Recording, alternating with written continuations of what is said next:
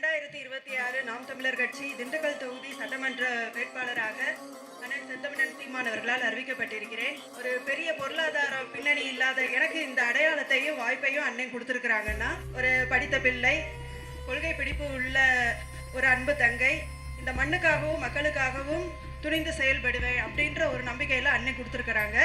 கண்டிப்பாக இந்த இடத்துல அந்த நம்பிக்கையை காப்பாற்றுவேன்னு உங்கள் எல்லாருக்கும் நான் உறுதி அளிக்கிறேன். இப்போ இந்த பகுதியை எடுத்துக்கங்க. பாலகிருஷ்ணபுரம் ஊராட்சி, ஏர்போர்ட் நகர்.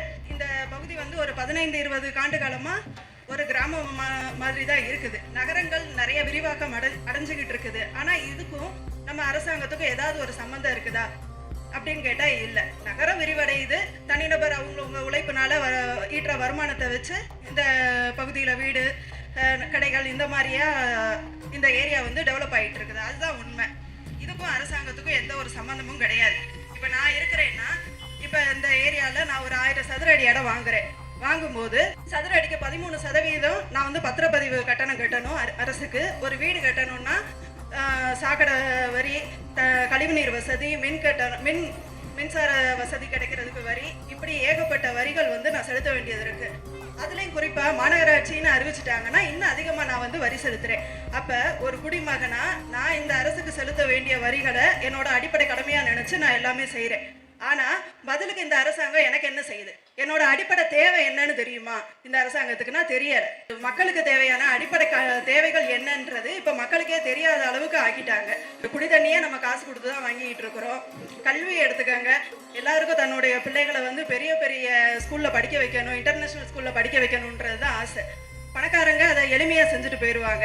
ஆனால் கஷ்டப்படுற தினக்கூலிகள் கூட பிள்ளைகளுக்கு கல்வி வந்து ஒரு அழியா செல்வம். அதை நம்ம இப்போ கொடுத்துட்டோம்னா பின்னாடி அவங்க நல்லா இருப்பாங்க அப்படின்றதுல ஒரு கடனை வாங்கி காடு கரையெல்லாம் விற்று கிராமப்புறங்களில் இருக்கிற மக்கள் கூட இந்த மாதிரி தான் செய்கிறாங்க. குழந்தைகளுக்கு கல்வி கொடுக்கணும் அப்படின்றதுல ரொம்ப முனைப்பாக நம்ம வந்து செயல்பட வேண்டியதாக இருக்குது. அப்படி படிச்சுட்டு வர பிள்ளைகளுக்கு இங்கே வேலை வாய்ப்பு எல்லாருக்கும் உறுதி செய்யப்படுதான்னா கிடையாது. இந்த சமூகம் கல்வியோடு சேர்ந்து கலாச்சார சீர்கேடையும் நமக்கு வந்து கற்றுக் கொடுத்துக்கிட்டு தான் இருக்குது. இப்போ நேற்று கூட நீங்கள் பார்த்துருப்பீங்க, நீலகிரியில் ஒரு 7ஆம் வகுப்பு மாணவன் சக மாணவனாலேயே அடித்து கொல்லப்படுறான். எல்லாருக்கும் தெரிஞ்ச விஷயம்தான். அப்போ இங்கே வன்முறை போதிக்கப்படுது.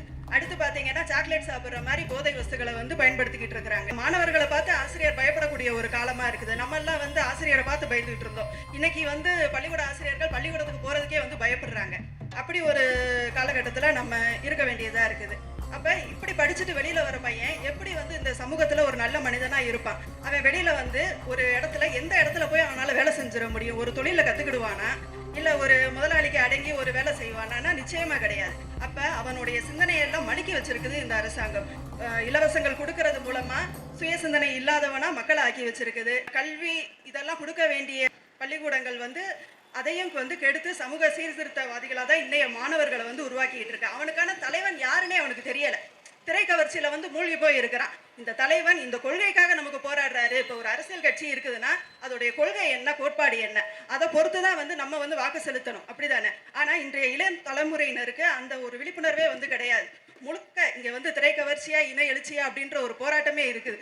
பூரா இறை வழிபாடா, திரை வழிபாடா அப்படின்றதெல்லாம் இருக்குது. கண்டிப்பாக அவனுக்கு வந்து விழிப்புணர்வே வந்து கிடையாது.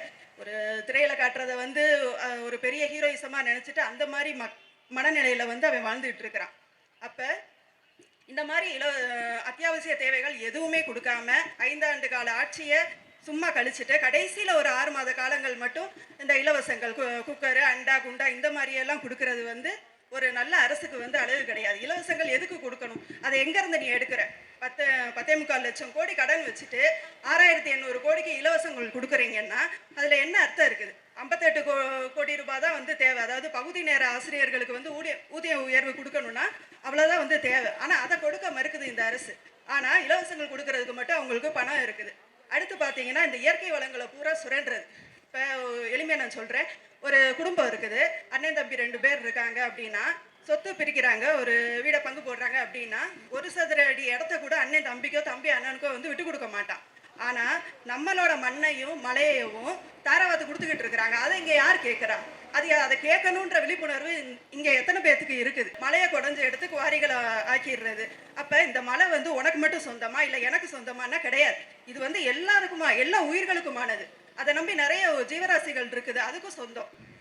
நம்மளோட கடமை என்ன? இந்த மண்ணை, மலையை இதெல்லாம் காப்பாற்றி நம்ம வந்து அடுத்த தலைமுறைக்கு இதை விட்டுட்டு போகணும். அதுதான் நம்மளோட கடமை. இதை நம்ம வந்து செய்யறது கிடையாது. நம்ம அண்டை மாநிலம் கேரளாவை எடுத்துக்கங்க. அங்க இருக்கிற வீடுகளை போய் நீங்க பாத்தீங்கன்னா நிறைய மர வேலைப்பாடுகள் நிறைந்ததா இருக்கும். கிரானைட் கற்கள் மூலமா அழகு செய்யாத வீடுகளே வந்து இருக்காது. ஆனா அந்த ஊர்ல அந்த மாநிலத்துல ஒரு மரத்தை கூட அவன் வெட்ட மாட்டான். எதுக்கு அவன் வெட்டான்? அவன் வந்து அவனுடைய இயற்கையை, அவனுடைய மாநிலத்தை அவன் அவ்வளவு நேசிக்கிறான். அதனால ஒரு மரத்தை கூட அவங்க வந்து வெட்ட மாட்டாங்க. குப்பைகள் தெருக்கல்ல கண்ட மாதிரி எரிய மாட்டாங்க. இப்ப நம்ம திராவிட அரசை எடுத்துக்கங்க. ஆந்திராவில் போய் பால் கொள்முதல் பண்றாங்க. லிட்டருக்கு 48 ரூபா கொடுத்து வாங்குறாங்க. போக்குவரத்து செலவும் அவங்களுக்கு இருக்குது. அதெல்லாம் சேர்த்து கூட லிட்டருக்கு 48 ரூபா நம்மளுடைய அரசாங்கத்தால கொடுக்க முடியுது. ஆனா நம்ம கிராம பகுதியில பாலை வந்து லிட்டர் 28 ரூபாய்க்கு எடுக்கிறது. அதாவது பால் பொருளாதாரத்தை மூலமா நம்ம நாட்டை உயர்த்தணுன்றது அவங்களுடைய நோக்கம் கிடையாது. சாராய பொருளாதாரம் மூலமா தான் அவங்க நாட்டோட பொருளாதாரத்தை உயர்த்திக்கிட்டு இருக்கிறாங்க. இப்படி நீங்க ஒரு அடிப்படை தேவைகளை கொடுத்து இலவசங்கள்லாம் கொடுக்கவே தேவையே கிடையாது. அடிப்படை தேவைகளை நீங்க கொடுத்து இப்ப மின் கட்டணமா மாதம் ஒரு முறை மட்டும் வசூல் பண்ற மாதிரி இருக்கணும். மேய்ச்சல் நிலங்களை உருவாக்கி அவனுக்கு வருமானம் கிடைக்கிறதுக்கான வழிகளை நீங்க செஞ்சாலே போதும். இலவசத்துக்கு இந்த இடத்துல வந்து அவசியமே கிடையாது. இப்ப நாம் தமிழர் கட்சி அதைத்தான் நாங்க வந்து சொல்றோம். நாங்க வந்தா இலவசங்கள் கொடுக்க மாட்டோம். இப்ப என்னை எடுத்துக்கங்க, நான் ஒரு வேட்பாளரா நிக்கிறேன் அப்படின்னா, இப்ப தொகுதிக்கு இவ்வளவு செலவு பண்ண, இவ்வளவு இலவசங்கள் கொடு, ஓட்டுக்கு இவ்வளவு பணம் கொடுன்னா என்னால செய்ய முடியாது. என்னால செய்ய முடியுது என்னன்னா, உங்களுக்கான அடிப்படை தேவைகள் என்னன்றது தெரிஞ்சு அதுக்கு போராட முடியும். அதுக்காக சட்டமன்றத்தில் குரல் கொடுக்க முடியும். இதைத்தான் வந்து நான் செய்வேன்ற சொல்லி நாம் தமிழர் கட்சியும் தொடர்ந்து இதுக்காகத்தான் போராட்ட காலத்துல நிக்கிறாங்க. உங்கள் பிள்ளை நான் வேற எங்க இருந்து வந்துடல, உங்கள்கிட்ட இருந்து தான் வந்திருக்கிறேன். எனக்கு விவசாய சின்னத்திற்கு வாக்களித்து நாம் தமிழர் கட்சி ஜெயிக்கிறதுக்கு நீங்க ஒரு வாய்ப்பு கொடுக்கணும்னு நான் கேட்டுக்கிறேன்.